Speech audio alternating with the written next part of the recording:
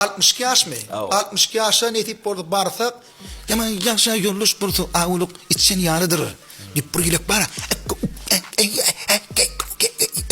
Belki tardaydır. O adam oğluyu kulak koyguluğudu. Alimler yanında sohbet yağışıdır. Yağışıdır.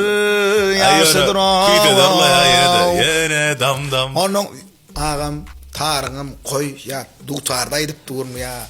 Gitarada edip durmu. Ya belki aydıma mı aydıma. Ağam bir şu dam dam diyen aydımın aydıp berdiyseler olur mu? En yakın adamın canlarda vurdun. Oy oy oy oy oy oy oy oy oy. Fereday da da da da oy oy oy oy oy deyip 62 yaşa netip bordu barsak vertuşku olup deyip deyse. İnşallah. Ne sonum deyip men tayar olsun. Allah yol versin. Tebe var ha elmedama adam umutlu olmalı. Ava. Umutlu kuş kâve yeter. Ava inşallah. Allah azan. Hem meksada umidini yetmek yetiversin.